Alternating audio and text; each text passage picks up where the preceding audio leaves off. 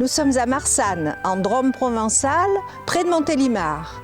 Marsanne, moins de 1300 habitants, mais 4 églises, dont 3 en activité.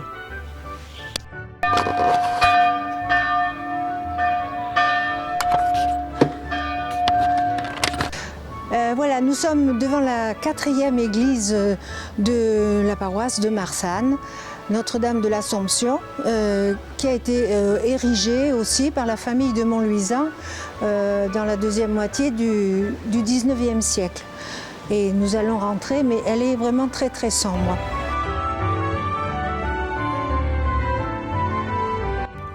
Elle est effectivement très sombre, mais on distingue un ensemble original de décorations murales. Des peintures réalisées par des artisans venus du Piémont, dont c'était la spécialité à l'époque.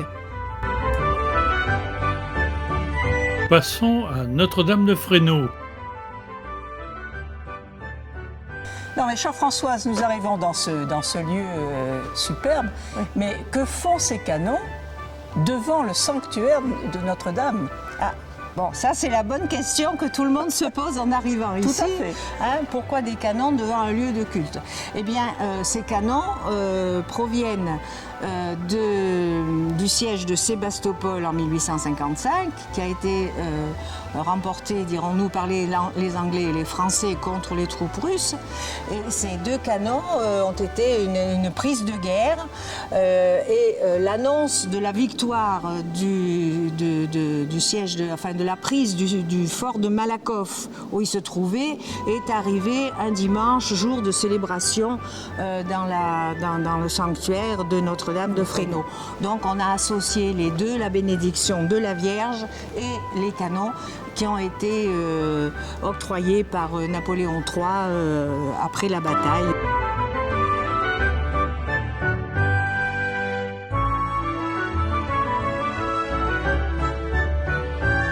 Que la famille de Montluisan est enterrée là. Oui. Dans ce lieu. Parce qu'il faut quand même dire que c'est la famille de Montluisan qui a été à l'origine de ce sanctuaire. Oui, tout à fait. Et donc les vitraux, dans les parties hautes, représentent diverses personnalités religieuses ou autres.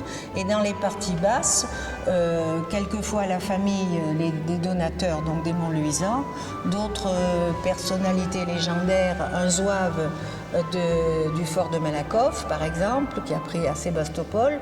Le bateau...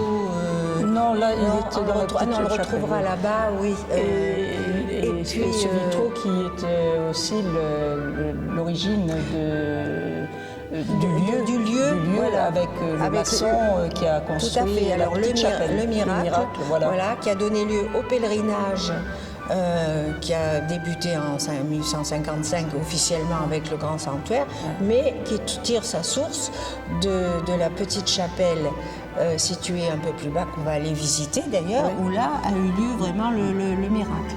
Voilà. Françoise, dis-moi, cette petite chapelle, elle a été érigée quand ? Alors bien avant le grand sanctuaire que nous venons de quitter. Oui. Donc elle a été érigée vers 1600-1605, oui. Mais c'était déjà un lieu qui était visité à cause de la présence d'une source. Voilà. Donc la source qui se trouve dans les environs. Oui. Voilà. Et elle a été érigée en chapelle pour célébrer un miracle qui a eu lieu à cette époque-là. Voilà.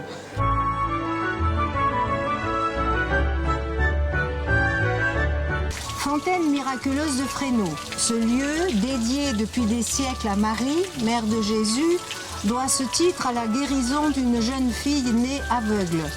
Elle y découvrit la lumière alors que son père acceptait d'y bâtir une chapelle. Alors, le père et la famille et l'entourage saisis de ce miracle a voulu rendre hommage à la Sainte Vierge qui avait un lieu de culte proche et il a voulu creuser un bénitier dans la pierre en l'honneur de la Vierge et l'emporter à l'église de la paroisse en reconnaissance du miracle. mais le bénitier est revenu de lui-même à l'endroit où il l'avait taillé, vers la source miraculeuse. Alors, à ce moment-là, on a construit ici une chapelle en comprenant que la Vierge voulait que ce bénitier reste sur place. Dans la petite chapelle, on trouve également des vitraux portant les armoiries des évêques de Valence, mais aussi des peintures restaurées récemment et des armoiries, celle de Joseph Constantin de Blain-du-Poix.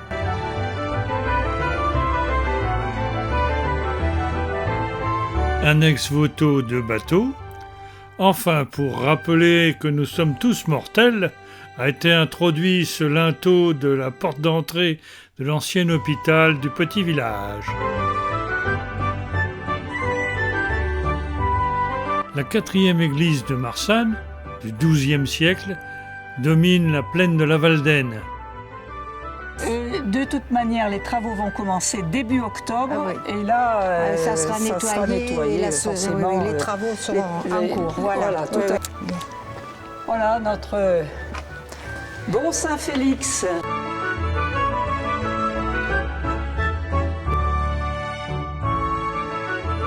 Saint-Félix a été maintes fois consolidé. On y trouve des marques de tâcherons et les restes d'une litre funéraire effacée au fil du temps. En attendant les prochains travaux de restauration qui ne sauraient tarder, l'église Saint-Félix domine toujours la plaine de la Valdaine depuis 9 siècles.